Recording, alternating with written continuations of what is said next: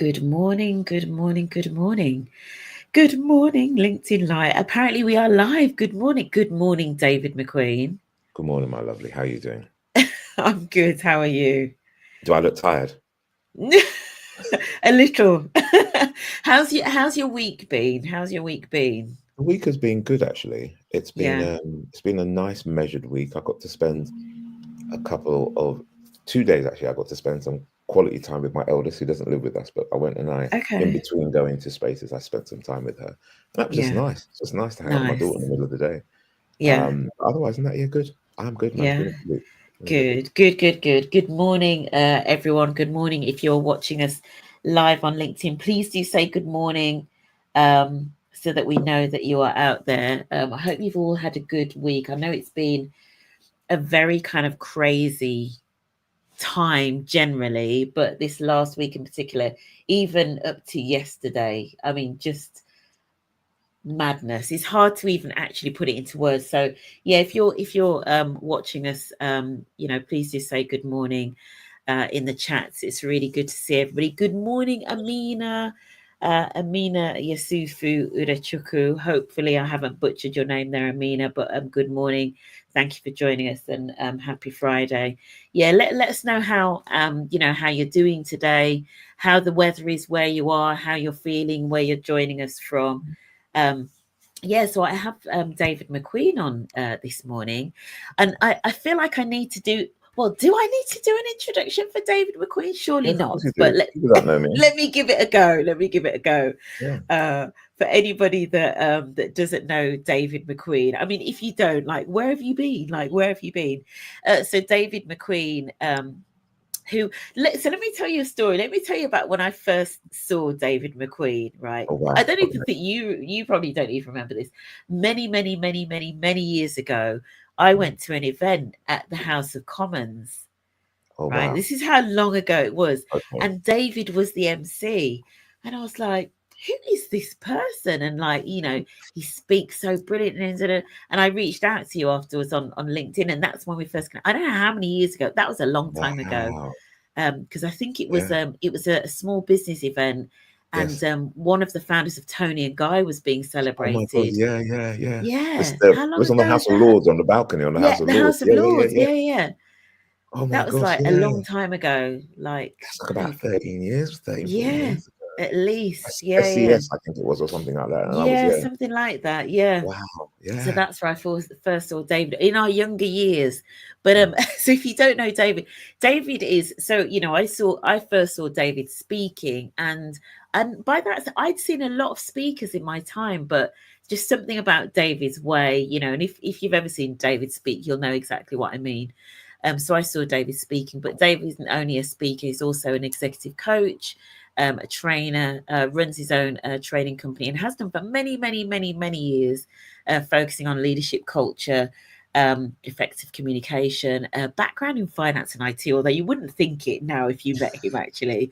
And he's also a board advisor and trustee for a couple of charities, including Social Arc, who I definitely know of, Black Unity Bike Ride, and some of his clients. I mean, the roster of clients is just like off the scale. So, let me see if I can whiz through them really quickly. BMW, Mercedes, JP Morgan, Morgan Stanley, Northern Trust, Shell, BP, HSBC, Lloyds Bank, Virgin, startups, Vodafone. Is there anybody you haven't worked with, David? That might be quicker. And do you know what? I will say this though. I am, whilst I am incredibly privileged to work with a Yeah. number of those blue chip organizations, Yeah. one thing I am consciously aware of is that in every single organization, all of us bring our baggage, all Yeah. of us bring our challenges, Yeah. and none of them are particularly unique, Yeah. especially the external ones. Yeah, there are going to be some Yeah. internal. And so, Yeah. whilst I'm really glad there, I just go in and I'm just like, it doesn't matter if you're BMW or if you're a charity down the road, I'm going to Yeah. treat you with the same respect when I walk through the door Absolutely. and Yeah. aim for the same Yeah. outcome. So, yeah. But it's nice. It 100%. is nice to have those names because, it helps open other doors. So I'm like, yeah, I'm not going to play it down, but boy, Yeah, for sure. 100%. And I would second that. Anybody, and obviously I know David from having worked with David as a judge on the Black Talent Awards, and anybody that doesn't think that David brings the energy, even if you're just a small group, and as David says, even if you're a small charity or a small organization, David brings it, like brings 1,000% of energy. Good morning, Donald and wow, look Bucha. at Donald. I know Donald. Oh, do you? Good Yeah, morning, Donald. Good morning, Hansa Pedanagari. Good morning, I know Liz Elizabeth. Lismore. Oh, do you? I didn't know you know Elizabeth. I What a small everybody. world. He I know does. everybody. David knows everybody. David's not just LinkedIn famous, he knows everybody. Right. So we're going to get into, and so for those of you that were tuning in expecting to see um, me talking with another guest about embedding DEI into BAU, that will have to come at another time. So due to unforeseen circumstances, she unfortunately couldn't join us this morning, but I will definitely be getting her back on because that's a B Corp business who brings some wonderful stories about how they've really embedded diversity and inclusion into their leadership. In fact, David, you'd have like loved that conversation because they have really focused on embedding inclusion into all of their manager training. Yeah. So it's not Yes, even please. just seen as a thing, like an initiative over there. It's just embedded in everything. Yeah. So that was, going to be one of the main reasons for her coming on. But that will happen. But this topic is still really relevant, right? In terms of how do you embed inclusion into organizations? Well, often you start at the top, right? Yep. Yep. No, 100%. And good morning to Michaela as well. Good morning, Michaela. Yeah, 100%. All right, so let me start with a little bit of controversy because Okay. that's Already? Okay. Well, right. already.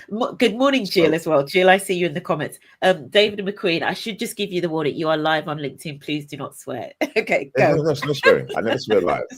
I never swear live. All right, Okay. my tongue. People have prayed over me. People have prayed over me this morning. I'm good. Okay. So one of the biggest. So let me take it back a bit. So a little while back, somebody introduced me to this thing called the Mandate for Leadership, and the Mandate for Leadership is what a lot of people now see as or know as Project 25. Okay. And this document started back in the 80s.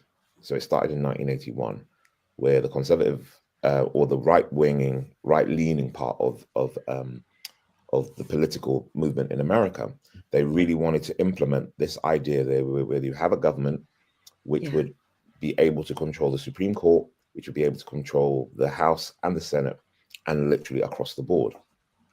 And bit by bit by bit by bit, they were doing it. And the first time around, they did it when Donald Trump was in power. And I saw it and it was coming to the fore. But obviously, a lot of people were like, oh, this Project 25. And I'm like, this thing has been around for a while when you read it.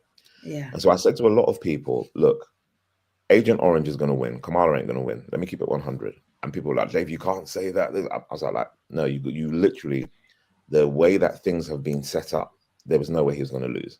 And people were like, Dave, you couldn't say that. And obviously, I didn't say it in public space, but I said it more to people around me. And then when he won, I was like, I was telling you there were certain things in place. And the moment he's in, what they're going to do, they're going to eliminate a lot of the stuff that they were doing. There was a build-up before. If you think about it, people started to come for historical Black colleges in America 2-3 years ago, just off the back of when things were dying down around Black Lives Matter. Then they went for the investment funds. Then they went for affirmative action. And now the president is in. It's a massive build-up. Yeah. And the thing that I feel, and many people, and as I say, I'm going to say this, and it might be controversial. The thing I felt that many people did wrong in the DEI space is that they did not make it inclusive. And what I mean by that is that whilst there were sectors that had to be prioritized around race, around LGBT plus, around disability, it became more like people telling them, this is what you had to do. This is what you had to do right. And lots of people started pushing back. So when I was going into spaces and then when they heard that I was inclusive leadership, people were like, oh my God, they're getting really nervous. I was like, I'm not DEI. I'm saying to you if you're in leadership, you need to embed inclusive behaviors across the board, not only with your people, but the way you develop your products, the way you interact with your customers, the way that you design access to finance, the way that you do your marketing. all that stuff has got to be done where you go, okay, have I thought about all the consumers in this space, whether it's around race, class, gender, whatever it is. And one of the big issues that I found, and again, I'm going to say this, and a lot of people emailed me last week, is that in many instances, a lot of people who were saying that they were doing DR, inclusive behavior, started to exclude people. And what actually happened, I remember there were 2 emails that I got last week. I got 3 things, but 2 emails that I got last week. And they were specifically from white guys who emailed me and they said, you know what, David, I know you had said that we shouldn't do this, but one of the mistakes that we did is we excluded white guys. And I'm like, the reason why I said don't exclude them is because they are in the positions of power. And if you piss them, if you upset them, tick them off. Beep. Yeah. It's fine. You upset them. If you upset the people who are in the positions of power, the recoil will be that it will push back. So I'm going to be honest, I'm not surprised by this, but I am already prepared as to how we can deal with the fallout of it. And there are lots of people who are going to be already have been affected by it. But I'm like, you know what? You boil a frog, but you start to boil a frog in a cold pot instead of throwing them straight in hot. I'll explain that metaphor a bit later on, but there, you got to start. Oh The my principles gosh. are still the same. The principles are still the same. Yeah.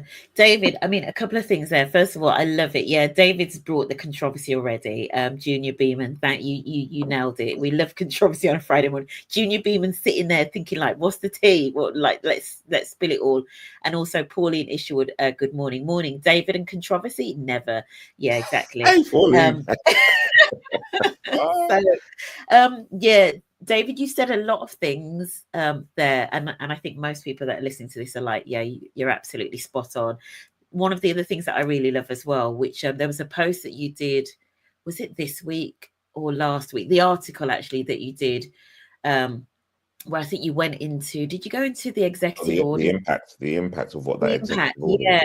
Because what I love, about what you said already is you're getting into the facts of, and you're right in terms of a lot of those pieces that are being moved behind the sort of backstage, behind the scenes, behind the curtains. The better we can understand that, the better prepared we can be, because sometimes I actually think, for example, when there was all of the hoo-ha about Musk and did he do this, I'm like, do you know what, we can watch those foolish things going on right in front of our faces. Sometimes it's actually what's going on behind the scenes. That's what you actually need to be kind of more aware of, because the stuff that we're seeing on the news is kind of just like the tip of the iceberg. So I think you're absolutely right. Donald definitely agrees. He says, I think this is around the inclusion and some of the failings of D&I, I guess, if we call it that. There was a massive lack of education around inclusivity. Do you feel people just saw green and just grabbed, so ka-ching, and just 100%. Grabbed rather than educate themselves before diving in? 100%. Okay, one more controversy, I promise you. One more controversy, and I will say this. When, in 2020, when Black Lives Matter was prime, you'll remember me saying this. Come Black History Month in October 2020, after that, you're going to see the reverse. You'll remember me saying this. Yeah. We will get all this energy, and then come 2020, there will be a reverse. Yeah. And I remember I wrote a post on LinkedIn at the time, and I said there were a lot of practitioners. I said, look, we're at home. It's lockdown. It's one of the ways that this has happened is because obviously we are forced to be working from home. So a lot of this stuff is going to push out on people. But I had said to a lot of practitioners, I said, look, I am a lead. I do leadership. People have asked me to come in and talk about anti-racism. I said, that's not my bag. I said, but I think it's really important that while we are navigating this, that people don't just rush into it. And if you're an individual who doesn't have a lived experience or an understanding of some of this stuff, you can do more damage than good. Yeah. And I said, look, and whilst this is really raw, I think a lot of people who aren't Black just need to take a bit of a back seat at the moment, because what you don't want to do is go. I'm not saying don't do your work, but take a bit of a back seat. And then what actually happened was there were a lot of individuals who went in and they started quoting people like I can't remember the woman who wrote White Privilege, Robin, whatever her name is, and went in and they started to make a lot of white people feel guilty. And I was like, this is not what it's about. Yeah. In order to elevate me, I don't need you to feel guilty. Guilty's not going to pay my bills. Yeah. And if you do that, then there's going to be a massive backlash. And I Yeah. remember Robin having to DiAngelo. explain, Robin Yeah. DiAngelo. And I remember having to explain to people in a lot of places what privilege meant, because people would hear this term white privilege and they'd be absolutely lost. And I go, look, Yeah. okay, let me explain it from the context of black privilege. So let me explain it. I go, look, I'm heterosexual, I'm married, I'm middle class, I run my own business, I speak in a certain way that allows me to navigate the world very, very differently from a lot of other people. That Yeah. affords me a privilege. If I get pulled over by police, I know my rights. I will speak to the police in a certain way. I can diffuse conflict. Hello, officer. I can talk in a certain way. That privilege allows me to navigate life in a certain way. My name is McQueen, David McQueen. I've never had to change it on a CV. I've never had to anglicize it. These things allow me as a black man to navigate my life in a certain way. And I use that as a way to be able to explain that privilege allows me to be able to go in certain spaces differently. So when we're talking about privilege as a whole, be it white privilege, whatever it is, Yeah. understanding of that, lots of people weren't explaining it that way.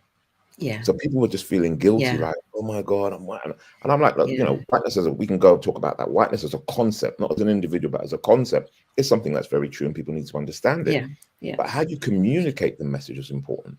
And my thing was, if you're going to go and have a look in your talent pool and understand there may be some underrepresentation from black staff, also look at how it's affecting brown. Also look at how it's affecting white working class, because a lot of them weren't being able to accept and navigate those spaces, and see how you can bring all that stuff together as leaders to understand how am I best serving my stakeholders. And so now, like when a lot of people are facing the backlash, I'm not getting that kind of backlash because I've spent so much time writing, speaking, talking about inclusive leadership being about embracing people as a whole. Yeah. I'm not after this for the money. Yeah. Yeah. I do this Yeah. because I love working with people and doing this kind of thing. Yeah. But to your point, none of it is coming without science and data behind it.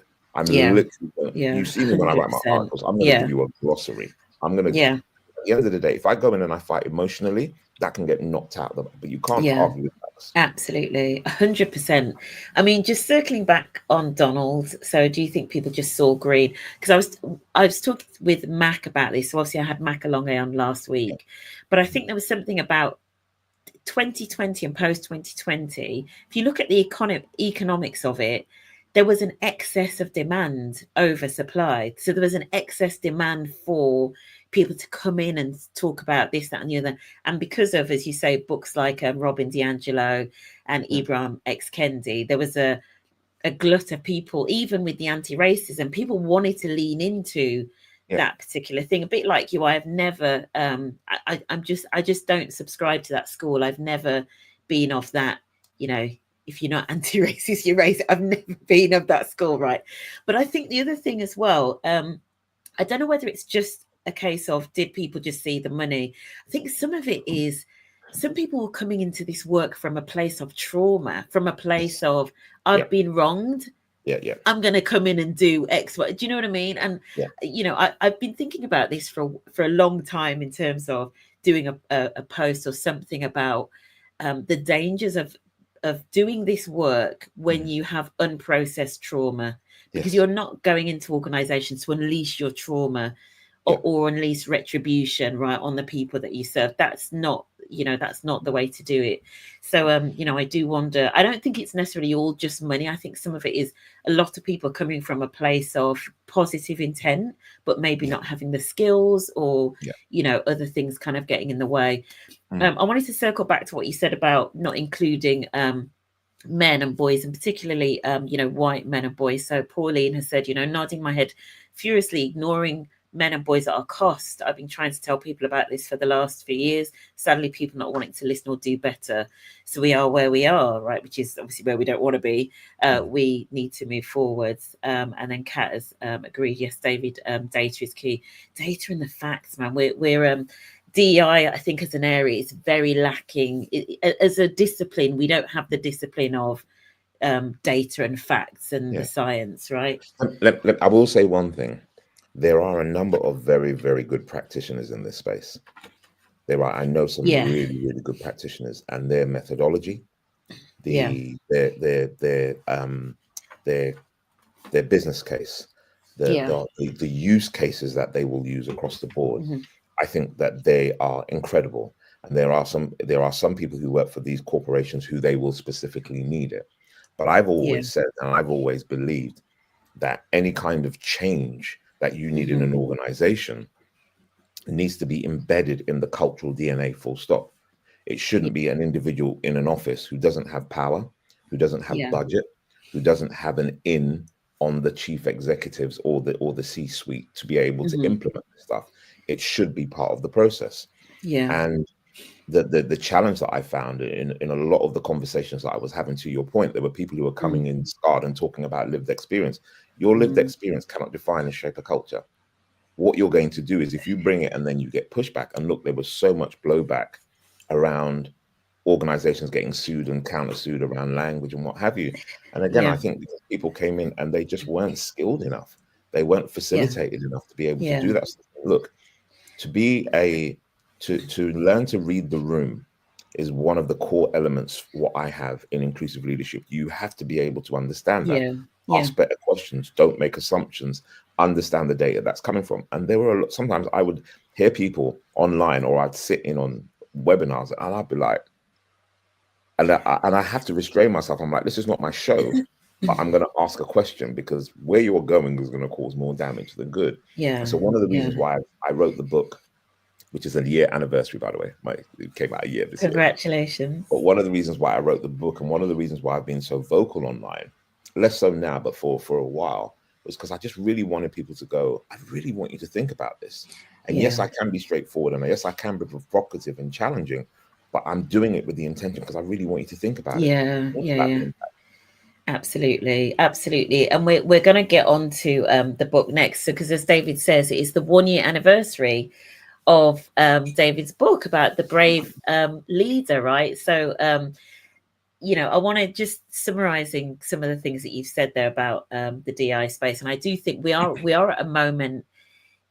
We are at a moment in history, and we're going to get into the importance of brave leadership and some of the concepts that you tackle in the book, and how timely that is. Like that book is for this time.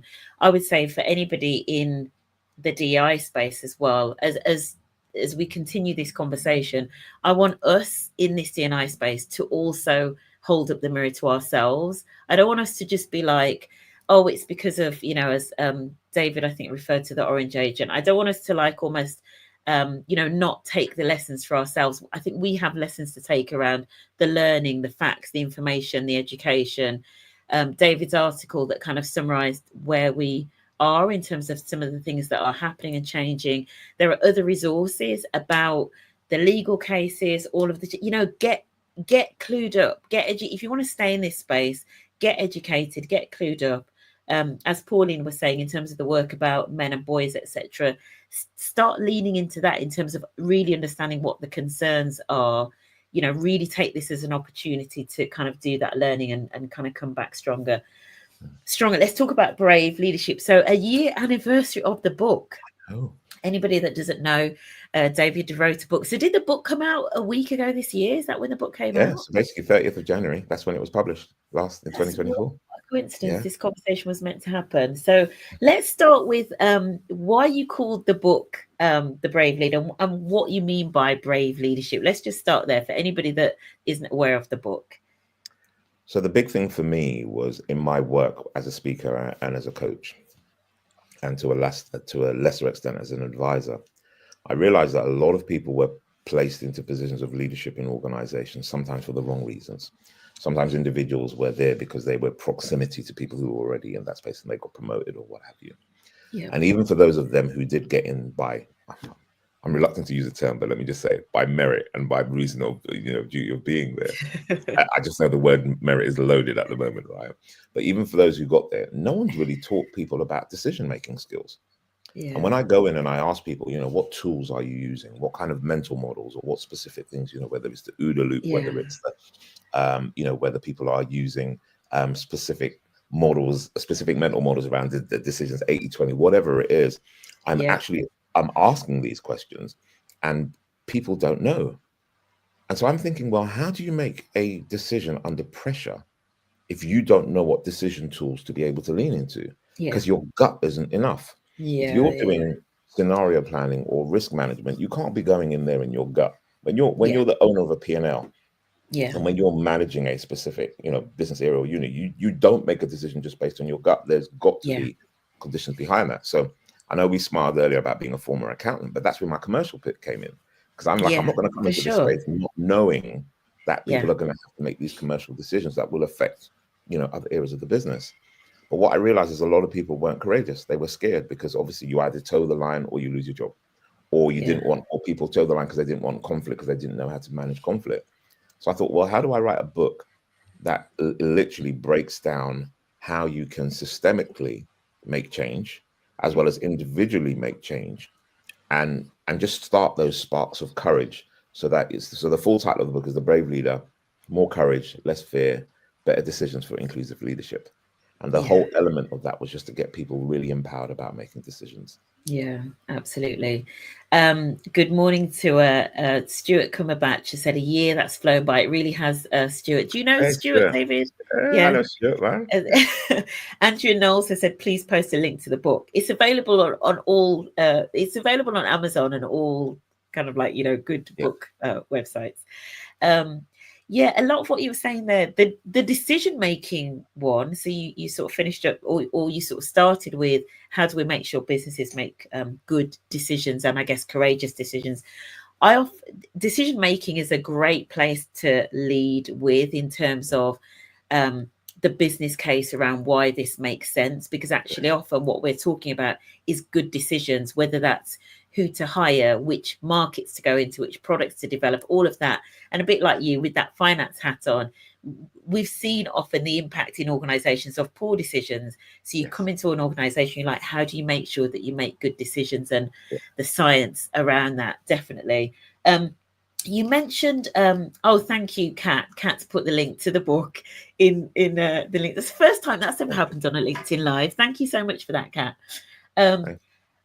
Let's talk about the courage thing, because courage, I think when a lot of people think about brave, they do think courage. Why do we think leaders struggle with courage, and how can they overcome that? Because I sense that, having, all of us in our personal lives and in our professional lives struggle sometimes with the courage. So, what are some of your thoughts around why leaders struggle with that and how they can overcome it?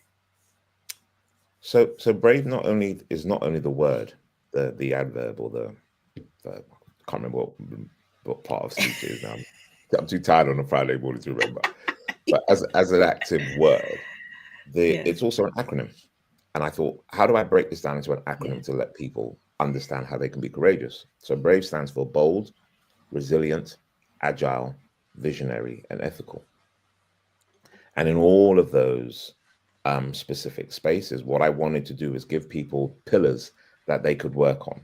So let me give you a very quick example. I remember I did a book tour, and I was in Ireland, and then I was in another city.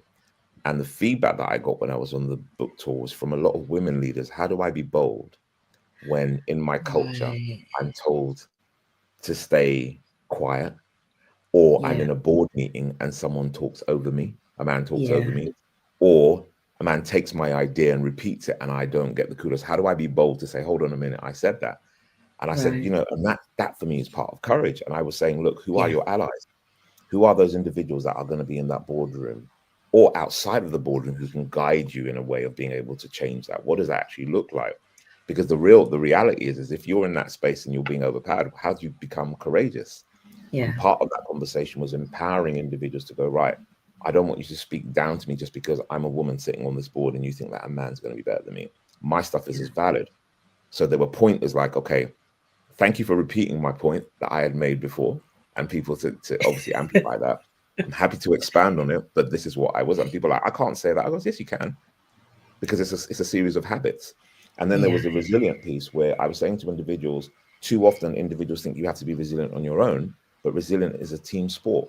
It has to be part of a collective. It's not just about you being out there, being the martyr, working those extra hours, just to kind of like look good on your performance review.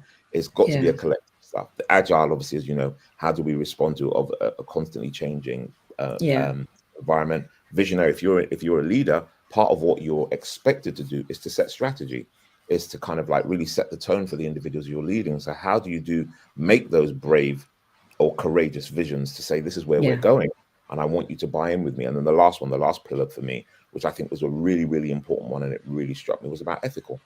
And lots of people I think about the support that, politically, we see people sway backwards and forward when someone gets in power.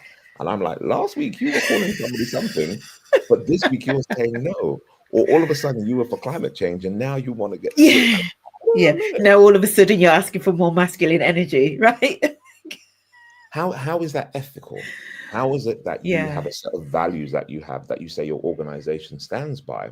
But when the rubber hits the road, how is it that you're running an organization where you say that you want to create freedom of expression, but the way you've designed your software encourages teen suicide or encourages people to go and harm themselves? How can that be ethical, that you've designed and gone through and hired people to be able to go and do stuff that can harm other individuals? And so for me, it was a real introspective look and getting people. And look, some people don't care. Let's keep it 100, right? Some people don't care. The way their organizations are designed is to maximize money, like settler colonialists. They just want to go in, take, extract, and what have you. But for those who are willing to kind of like go, let me think about this slightly differently and understand their relationship with power, I wanted to say, here's a bit of a toolbook or a guide that can help you be able to do that. Yeah, I've got a question for you. I want to play devil's advocate a little bit. Not that the devil needs any, right? But so here's the thing. So with, for example, the change of power in the US, and obviously like political polarization here in the UK as well. How do leaders navigate this space now? Where, interestingly, somebody in the comments, and then they'll know who they are. They were telling me that last week they went to the gym, and the machine they would normally go on was taken, so they went on a different machine. Ended up being next to somebody who was like, they got chatting, and then the person was like, "I'm so glad Trump got in. Yeah, it's things are going to be amazing." Da da da. How do leaders navigate workspaces, particularly, say, for example, those in the US, right, where you have got people that literally are quite pleased with what they're seeing, and then those that are like anti? Do you know what I mean? How do you navigate that in an inclusive way? What does that look like? So I heard a story this week, which is quite interesting, actually. When Trump won, a large, very well-known brand, one of their senior managers came in with a MAGA hat in, saying, "Make America Great Again" here in the UK. And the person was like, "I can't believe that." And I was like, well, to be fair, one of the things I will say is that expression, I'm okay with people expressing it in the same way that I know organizations who have been LGBT plus friendly, people will come in and they will wear, rainbow flags and what have you, Black History Month, people will express it. And I'm saying, look, not everybody's going to be aligned with what you have. But if it does cause a point of real concern or discernment, then I think, and I talk about it in the book, I think it's important to have a brave conversation. And, yesterday I was in a dinner I was at, somebody was saying that he was sat on a table and two people were like, "Well, I'm so glad Trump is in because, I wouldn't have got a job because I'm a white male and I would not have been able to get that." And I was like, you know what? There are some times that, excuse me, there are mountains that you're going to die on and let it go. Or hold fast to. And sometimes there's a mountain you just got to climb over. And, if you think it's a point of consternation that will affect your job and your full well-being, I think it's important to say, at that point in time, if you want to have that conversation, let's have a brave conversation. And again, in the book, I talk about this guide where in a brave conversation, I said there are 4 L's that you approach, right? Firstly, you start with love. So what that means is, look, we may not necessarily agree, but we need to make sure the tone of this conversation goes in a way where we're showing compassion, where I may not understand you, but I will listen. I think it was Voltaire, well, he wrongly accredited to it, but, I may strongly disagree with you, but I will fight to the death that you can have your opinion. So individuals, I think you start with a point of love and allow individuals to do that and have compassion, but make sure that's the opportunity for both of you to do that. The second one then for me is around language and understanding when language is being used. Like, what does make America great mean again? Like, when I look at that, I think, when was America great? Like, if that was the 50s and 60s, that's a bit of a problem for me, all right? Because there were certain freedoms and rights and things that weren't available to men, to women, to people of color. Yeah. When was it great? Because I'm really curious about that. Yeah. But it's understanding that language. The third one for me is really about listening and active listening.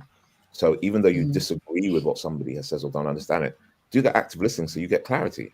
So what you're saying is, if I'm understanding it correctly, this is your position. Okay, fantastic. Because once I understand it, I can give you my response back. And then the last bit for me is using that love, that language, that listening, and then go, okay, how do we leverage this?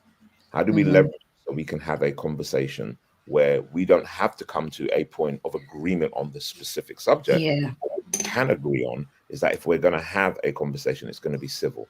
Or if we are going to have an expression of support or what have you, we do it civil and you're aware of who's around. So that's the kind of guide that I will give when, you know, if you are, because otherwise than that, let me be really straight. Let me be honest with you and your audience. If somebody comes near me with that kind of stuff, I'm ready to throw hands, right? I'm ready. Like I'm ready to throw hands, and I'm ready to cuff. I'll cuff their mum, their dad, their grandma. I'm going in. Right? Let me keep it 100. But I also know that I got to practice impulse control, because what does happen? I can cuss you out, but where does it take it?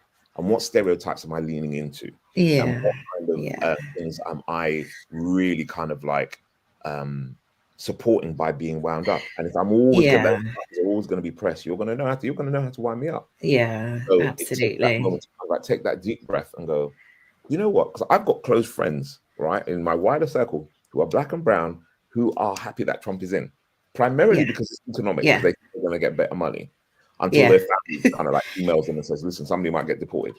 Well, so many things, David. Do you know what? It's some people. I heard somebody describe it like this: some people have held their nose and voted for Trump, as in they've accepted the trade-offs, right? They're like, it's going to put more money in my pocket, even if it comes with this. I'm going to take that choice, right? They've made it as a conscious choice, and let's not assume that everybody that's voted in a way that we didn't vote is stupid or doesn't know what they're doing or don't know the facts or there's which links to what you were saying about something about respect and love and the actively. So I love that the framework for the brave conversations, and I certainly think that in this space around leadership and inclusion, etc., it's absolutely critical. Just circling back to a couple of things that are in the chat. So Poornima said, love that about the mountain you're going to climb, and it's about picking battles, isn't it? Verna Myers had a great webcast this week, and she said similar, focus on the big rocks, the rest of the rocks 100%. Will start shifting. Absolutely. 100%. I love what Verna Myers is doing in this space at the moment. Everybody knows Verna Myers is the person that was like that had the famous quote, you know, diversity is being asked to the dance, being invited to the party, and you know, inclusion is dancing like nobody's watching. David Carrigan, good morning, David. I've got a call with David in like, I don't know how, in like a few minutes. Leadership is a potent combination of strategy and character. But if you must be without one, be without strategy. That's really interesting. I love that. Exactly. What? With the terms, right? In speech marks. It's a great read. Thanks. And Sobia, good morning, Sobia, as well. I've seen Sobia's comments. I met Sobia for the first time last year in Manchester. Beautiful she said a year has flown, certainly about a year's flown by. I attended the book launch in Manchester. We certainly need more brave and courageous conversations. David is keeping it real. David really is keeping it real. I love that framework that you talked about, around having brave conversations. And so I think that's a really good takeaway if anybody's watching this, especially if you're leading teams of people that have got different views, right? Love. So starting the conversation with love, language, active listening. We don't listen enough. I think listening is so key, just to kind of understanding other people and being able to move forward, even if you don't agree on the thing, right? I think is so important, definitely. The one thing that I wanted to talk about really quickly, and you might have touched on it already, is it's something that's in your book, which is around challenging resistance. So challenging resistance to this type of work, and it probably like links to what we were saying there. But you know, how do you know, for anybody, say for example, that's working in this space, we've got a lot of people on I think who are working in this space, and given the current climate and all of that, maybe just talk to us a little bit about that, about challenging resistance and what that takes from a kind of like personal and professional standpoint. So one of the starting points for me is around an organization's values or principles. Hand on heart, I think values are personal rather than corporate. Yeah.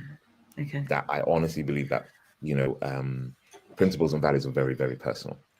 But if you are going to be an organization and you have these values, then for me, if you're going to be able to have that conversation, use that as the benchmark.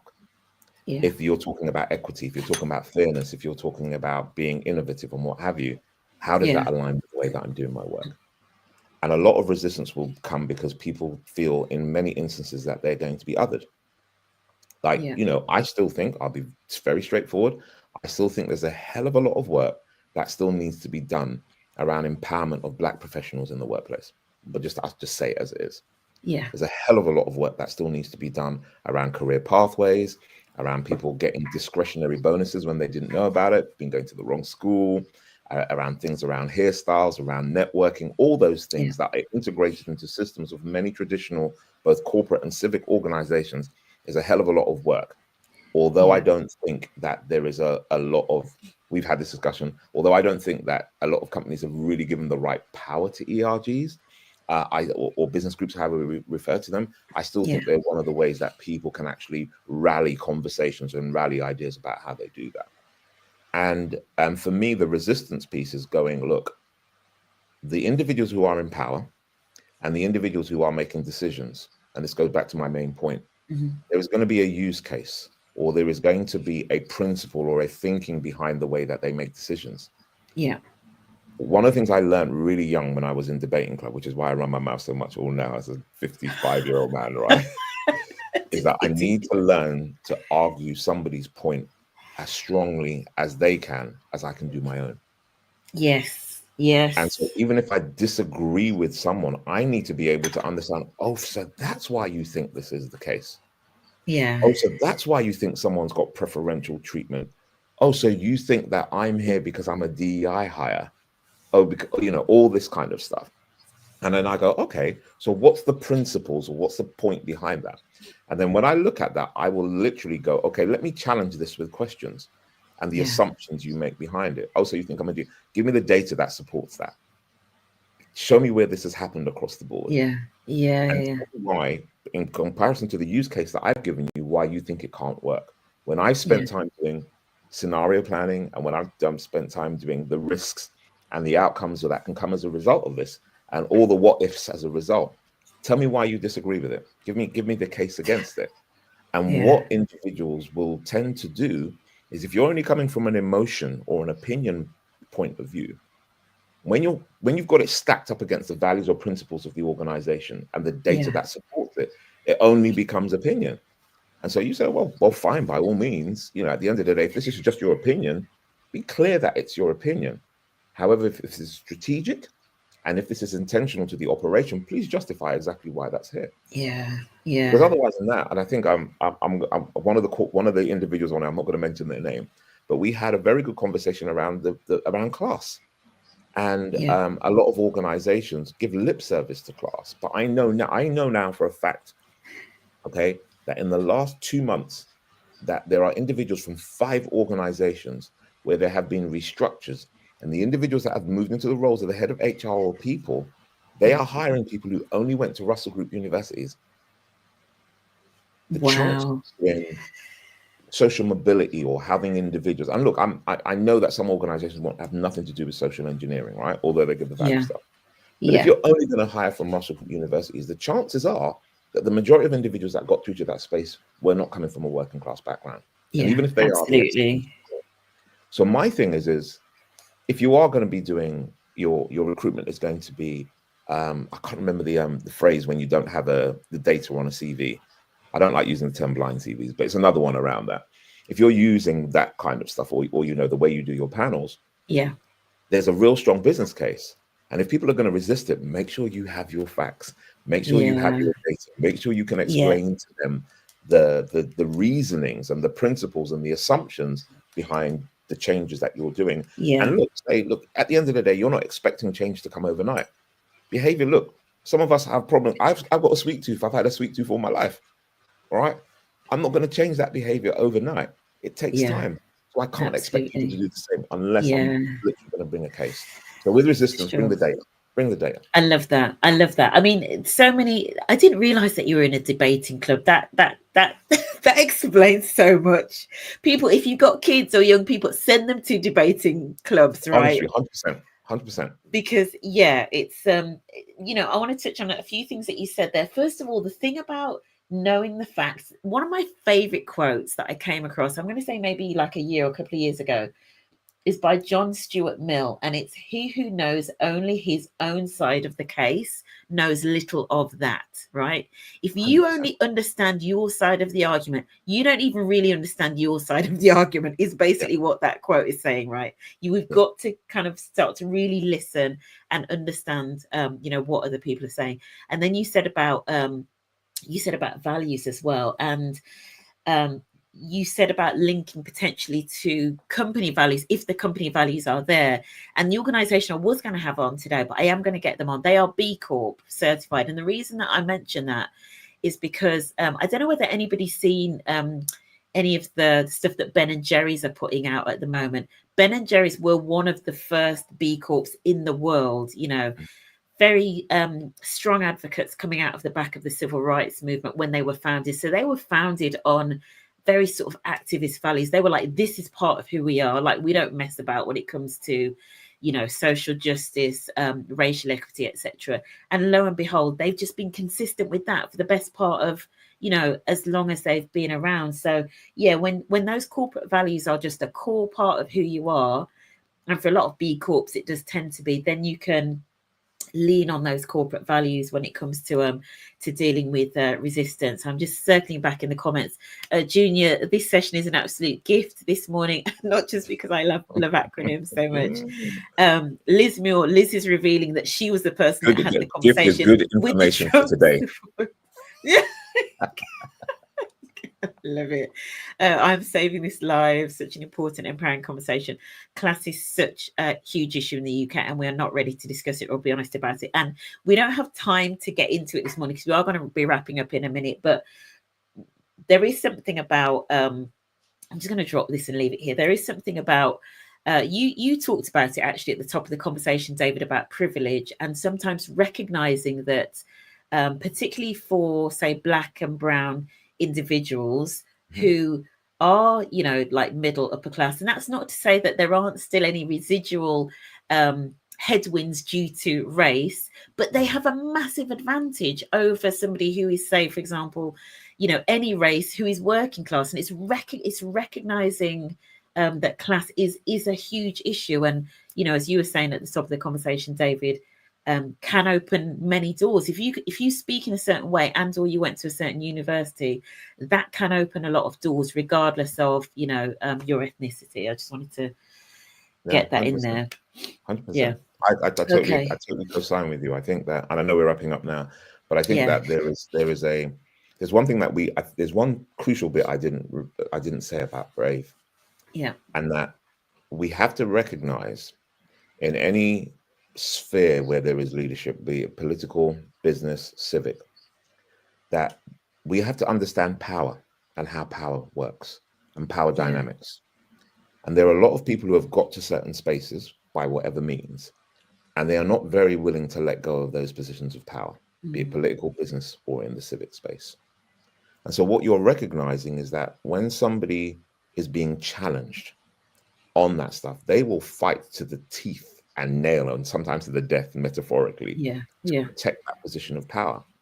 And so we have to factor into the fact, you know, like where there are organizations where there are not, like the higher up the corporate ladder you go, the less opportunity there is, right? There's loads at the bottom, but it's high. And there are individuals who don't want to let go.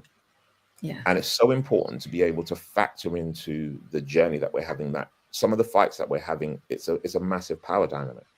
To the point that you made earlier when we were talking about the political scene in the UK or the US, there are some compromise and there's some stuff that's coming out. But Donald Trump is not the one that I'm worried about. I'm going to be 100%. It's all those other levers that are being pulled elsewhere, across health, across education, across finance, and the knock-on effect it has globally. Those players, those global players, those industrialists, those policymakers. Those are the ones that I think are I'm a lot more worried about. And to come back to this whole point about class, you know, there are both of my daughters went to private school, and it wasn't something that was in my head ages ago. But one of the things I learned in there is the thinking and the curiosity and the expectation that there were certain things that would be afforded to you because you were in that space was mind blowing. And so my kids went into that space not having any limits or boundaries as to what they could achieve, what they could do, because in that space, that class believed that stuff was owed to them. And I was, you know, me and my wife are like, you know, calm yourself down, like you don't get over your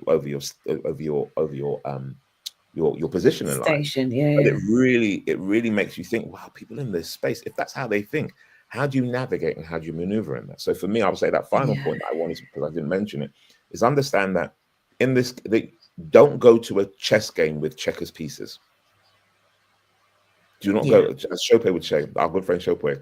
It's, if you're playing chess, don't go with checkers pieces. You have the same board. The board looks exactly the same, but it's a different game. And you have to know the game, and you have to know how to play it. That's my final bit. Absolutely. Yeah, I love that. I love that. David McQueen, the brave leader. For anybody that hasn't got the book already, please do get the book. I can't wait for the audio book to come out. It's coming. I'm going to be recording this month. Amazing. February, I'm recording. Oh, I love an audiobook, me. Yeah. Everybody knows and that. There's a playbook coming as well. So with the guide, so there's a playbook. Oh, and amazing. An audiobook. Fantastic. Yeah. So, you know, if you're not connected to David, you really need to be connected. We're going to wrap up, and I'm going to say my thank yous, honestly, for everybody that's listened to this live and joined in the conversation. Anybody that's watching on the replay, thank you for taking 51 minutes out of your day to watch us talk. David, your final thoughts to anybody before we sign off. Yeah, just honestly know what your true north is. Yeah, it can be difficult to be able to hold on to your specific values, but surround yourself with people who will remind you what those values are, and stick to your true north, even in times that are quite challenging economically and what have you. There are going to be some compromises that you can make, but know what those true values are, and whether you are leading yourself, leading in your family, leading in your community, or leading at work. Know what those things are and walk your talk. Might be difficult, but walk your talk and surround yourself with people who will keep you accountable. And for people that want to work with you, whether that's you coming in doing some training or just coming in and telling them how it is, bringing a little bit, how do they connect or find you? Where's the best place for them to go? So davidmcqueen.co.uk is my site. Or for people who are on LinkedIn, I'm not on there as much as I used to be, but I'm still there throwing out some bombs every now and then. But davidmcqueen.co.uk is the best and easiest direct way to get me. Amazing. Right. So you've heard it there. If you need to connect with David, please head over to his website, because he probably gets a lot of nonsense in his DMs, I'm guessing, when he's on LinkedIn. I can only imagine. People, thank you so much. I hope you've all had an incredibly enriched time with us this morning. I know I always get so much out of these Friday conversations. And David, thank you. David stepped in at the last minute, you know, like 48 hours ago or something is when David stepped in. So I'm really pleased that we can have this conversation. Everybody have an amazing weekend. Don't get too stressed by all of the nonsense that you hear coming over the pond, right? Don't let it distract you. As David says, there's other things that we need to be clued up on. So you know, don't be too fazed by the circus that is going on at the moment. Thank you so much, David. Thank you so much. Pleasure. Absolute pleasure, my friend. Absolute pleasure.